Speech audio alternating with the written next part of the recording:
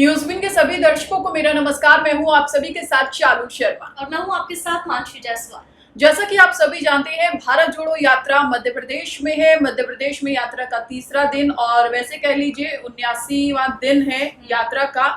और बहुत कुछ खास देखने को मिल रहा है। जैसे कि कल तस्वीरें सामने आई थी, ठीक उसी तरीके की तस्वीरें जो है वो सामने आई। ठहाके लगाते हुए इस यात्रा में पूरा एंजॉयमेंट देखने को मिल रहा है। कमलनाथ, प्रियंका गांधी और राहुल गांधी मतलब कंधों पर हाथ रखे और ठहाके लगाते हुए जा रहे थे। और रॉबर्ट वाड्रा और बेटा जो उनका है रेहान, वो भी उनके साथ ही में चल रहा था। और लगातार प्रियंका गांधी उन महिलाओं से भी मिल रही है जो इस यात्रा से जुड़ रही है और उनकी जो तस्वीरें हैं वो भी काफी ज्यादा वायरल हो रही है। लेकिन आपने ये चीज देखी, जिस भी स्टेट में यात्रा जा रही है वहाँ की जो पारंपरिक वेशभूषा होती है उसमें फॉलो करते हुए जा रही है, फॉलो करते हुए भी जा रही है। और देखिए, लोगों से कनेक्ट करने के लिए ये बहुत जरूरी है। अगर आप लोगों से कनेक्ट कर रहे हैं तो उनकी वेशभूषा और उनसे बातचीत का जो ढंग है वो आपको उसी तरीके का रखना पड़ता है। हालांकि राहुल गांधी जब भाषण देते हैं तो वो भाषा का अपना पूरी तरीके से ध्यान रखते हैं, क्योंकि अक्सर उनकी जो पहले थी वो वीडियोस वायरल होती रहती थी, इसलिए वो अब काफी ज्यादा ध्यान रखते हैं। अपना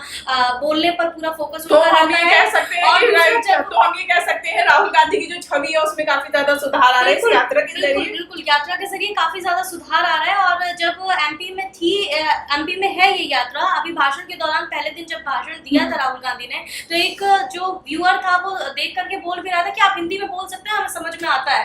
तो वो लगातार तो राहुल गांधी ने भी ये कहा कि ठीक है हिंदी में बोल सकते हैं, तो वो पूरी तरीके से फिर हिंदी में भाषण उन्होंने शुरू कर दिया अपना। तो आप देखिए कि लोगों से कनेक्ट किस तरीके से कर रहे हैं राहुल गांधी अपने भाषण के जरिए। और लगातार किसानों और बेरोजगार और महिलाएं, इन सभी मुद्दों पर, इन तमाम मुद्दों पर भारतीय जनता पार्टी पर लगातार निशाना साध रहे हैं। और एक जो खास बात यहाँ पर ये कि ओमकारेश्वर मंदिर आज राहुल गांधी की तरफ से दर्शन किए जाएंगे और 12 ज्योतिर्लिंगों में से एक है ये जो मंदिर है और काफी ज्यादा मान्यता है। राहुल गांधी मंदिर को नहीं छोड़ रहे हैं, मंदिर के दर्शन वो लगातार कर रहे हैं। और आप कह सकते हैं कि हिंदू वोट साधने की पूरी कोशिश की जा रही है। वो किसी भी धर्म और जाति पर के आधार पर इस यात्रा को लेकर के नहीं चल रहे हैं, जैसे कि कांग्रेस पार्टी बता रही है कि हिंदू हो या मुसलमान या कोई भी किसी भी धर्मीय जाति से बिलोंग करता हो व्यक्ति, वो ये यात्रा में जुड़ना उसका बहुत जरूरी है। और यही एक मेन लक्ष्य है इस यात्रा का।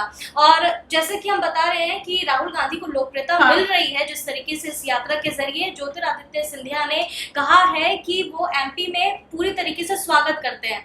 अब ज्योतिरादित्य सिंधिया का ये बयान अपने आप में बहुत बड़ा हो जाता है, क्योंकि 2020 में ज्योतिरादित्य सिंधिया ने इस्तीफा दे दिया था कांग्रेस पार्टी से, और उसके बाद अब वो पूरी तरीके से स्वागत करते हैं। तो ऐसा लग रहा है कि घर वापसी की तैयारी तो नहीं कर रहे हैं, कहीं ऐसे कयास लगाए जा रहे हैं। बिल्कुल ये कयास लगाए जा रहे हैं, लेकिन वो तो खैर देखने वाली बात यहाँ पर रहेगी। लेकिन अभी जो इम्पोर्टेंट सबसे ज्यादा है, जिन इलाकों से ये यात्रा गुजर रही है, क्योंकि ये जो इलाके हैं ये कहा जाता है कि कृषि प्रधान इलाका है, आदिवासी बहुल इलाका है, जहाँ से ये यात्रा निकाली जा रही है।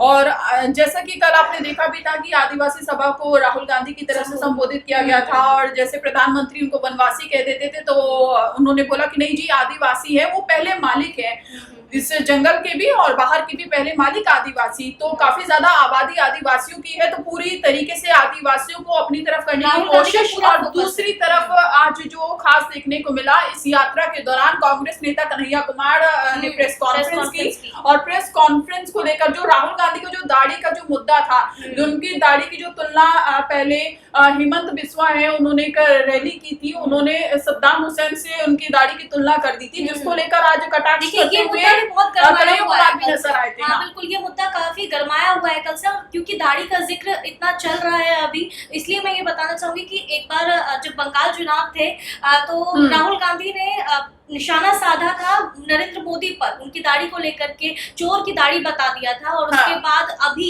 जिस तरीके से राहुल गांधी दाढ़ी बढ़ा रहे हैं तो उन पर भी निशाना साधा जा रहा है। लेकिन हालांकि वो पूरी तरीके से उस पर हमलावर भी हैं और पूरी ठीक तरीके से जवाब भी दे रहे हैं। उसमें कन्हैया कुमार ने भी पूछ लिया ना प्रधानमंत्री से कि आप बताइए कि थाली में रखकर जो जनता है वो क्या खाए। प्रधानमंत्री तो कह देते हैं कि जी मैं तो 2 से 3 किलो गालियां खाता हूँ, उससे मेरे को एनर्जी एनर्जी मिलती है, न्यूट्रिशन मिलता है, ये सब बात प्रधानमंत्री अपनी रैली में कह चुके हैं। लेकिन वो ये कह रहे हैं कि जनता क्या खाए, थाली में गालियां थोड़ी खाएगी, जनता को तो भाई खाना चाहिए, महंगाई इतनी ज्यादा हो रही है, पेट्रोल है गाड़ी में, वो भरवाए क्या।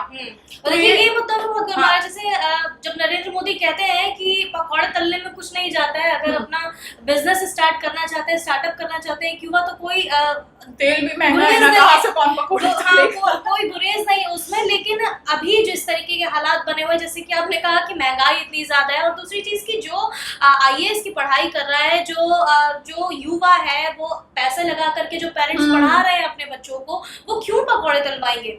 इस तरीके की बातें अभी निकल करके सामने आ रही। राहुल गांधी अपने भाषण में ये कह भी रहे हैं कि जो पढ़ाई कर रहा है युवा, वो क्यों पकौड़े तलेगा, वो क्यों सड़क पर चाय बेचेगा। उसको जिसकी पढ़ाई उसने की है वो उसी के लिए वो बनेगा। अगर कोई डॉक्टर बनना चाहता है तो वो डॉक्टर बनेगा। बिल्कुल।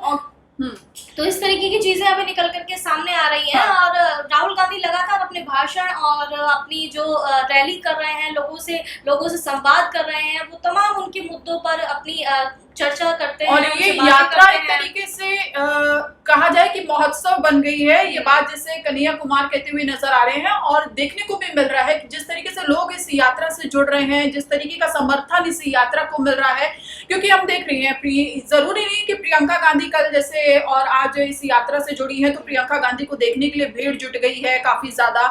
लेकिन हम देखते आ रहे हैं, हमने इस यात्रा को कवर किया है, जो लोग हैं वो अपने मन से खुद से इस यात्रा से जुड़ रहे हैं, क्योंकि बहुत ज्यादा परेशानी यहाँ पर आम जनता को हो रही है। अगर प्रैक्टिकली बात की जाए तो कांग्रेस पार्टी जो अभी भारत जोड़ो यात्रा के जरिए अपनी छवि लेकर के चल रही है, वो पहले से काफी सुधार आया है। आप मान लीजिए ना, पहले और अब के राहुल गांधी में आप कितना अंतर फर्क देख पा रहे होंगे, आप खुद ही देख पा रहे होंगे सड़क पे किस तरीके से वो लोगों से मिल रहे हैं। और लोगों से मिलने को लेकर जो मैंने यहाँ पर जिक्र किया, कन्हैया कुमार ने अपनी प्रेस कॉन्फ्रेंस में ये भी कहा कि जिस तरीके से बीजेपी निशाना साधती हुई आई थी कि राहुल गांधी महिलाओं का हाथ पकड़कर चल रहे हैं, पहले दिन से इस यात्रा को लेकर निशाना साधा जा रहा है। उन्होंने साफ तौर पर कहा कि अगर वो महिलाओं के साथ में चल रहे हैं तो माता और बेटा, माँ बेटे का रिश्ता भी होता है, बहन भाई का रिश्ता भी होता है। अगर माँ परेशान है तो बेटे का ही हाथ। अगर भारतीय जनता पार्टी ने निशाना साधा है इन बातों को लेकर के, तो कांग्रेस पार्टी ने भी इसका पूरा पलटवार किया है और उन पर ही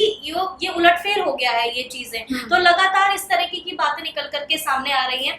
बहरहाल आप देश और दुनिया की तमाम बड़ी खबरों के लिए हमारे चैनल को सब्सक्राइब जरूर करें, बेल आइकन भी जरूर दबाएं ताकि हर अपडेट आप तक समय पर पहुंच जाए। नमस्कार।